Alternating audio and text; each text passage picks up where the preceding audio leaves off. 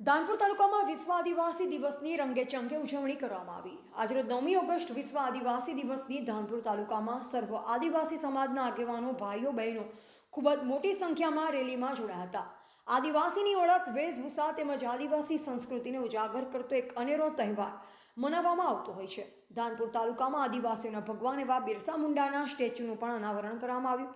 ધાનપુર તાલુકાના તમામ ગામોમાંથી ખૂબ મોટી સંખ્યામાં માનવ મેળામણ ઉમટી પડ્યું હતું। આજે ધાનપુરની અંદર વિશ્વ આદિવાસી દિવસ નિમિત્તે મહારેલીનું આયોજન હતું।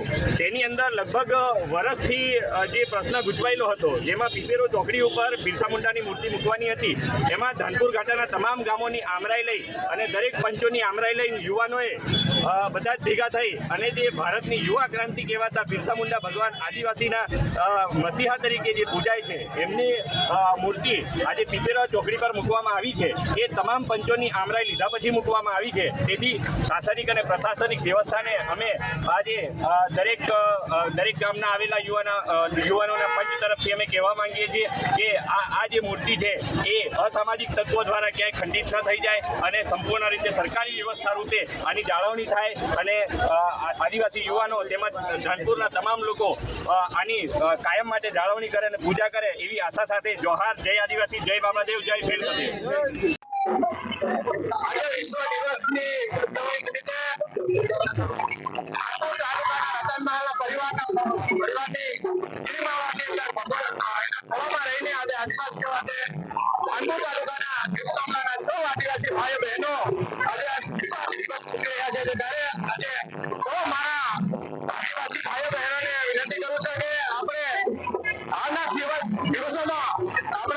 વિશ્વના દેશોએ આપણા સમાજને ઉજાગર કરવા માટે આજે આપણો દિવસ તરીકે ઉજવવા છે।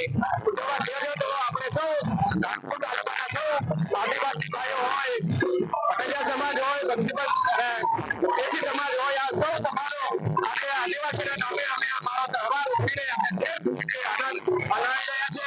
આવનારા દિવસોમાં પણ અમે આ દિવસ ઉજવીશું અને અમારા સમાજને અન્ય સમાજ સાથે લઈ જવા માટે પ્રયત્ન કરશું। જય હિન્દ, જય ભારત। વિશ્વ આદિવાસી દિવસના ઘોષિત કરેલો દિવસ આજે વિશ્વના 90 ઉપર દેશોની અંદર વિશ્વ આદિ દિવસની ઉજવણી થઈ છે, ત્યારે ભારત દેશ સહિત દુનિયામાં અને આજે અમારા ધાનપુર તાલુકાના 90 ગામના માણસો સૌ ભાઈઓને, આદિવાસી ભાઈઓને બહેને રંગે ચંગે આદિવાસી પરિધાનની અંદર હાજર થઈને પોતાના હથિયારો, તીર, કામતે, ભાલા, ભારિયા વગેરે લઈને શાંતિપૂર્ણ માહોલમાં નાચગાન કરીને આવનારા ભવિષ્ય આદિવાસીના બાળકો આગળ આવે, આદિવાસી સંસ્કૃતિનો ઉજાગર થાય। આદિવાસી ક્યાંથી આવ્યો, મૂળ આ દેશમાં મૂળ માલિક આદિવાસી બાબા રામસિંહ પહેલાનો પણ આ ધરતી પર આજે અનાધિકારથી આદિવાસી જન્મ્યો છે। ત્યારે આવનારા દિવસોની આઝાદીના 75 વર્ષમાં પણ આદિવાસીનો તો વિકાસ થયો નથી, પણ આવનારા સમયની અંદર આપણે સૌ આપણા બાળકોને ભણી ગણાવીને આગળ લાવીએ।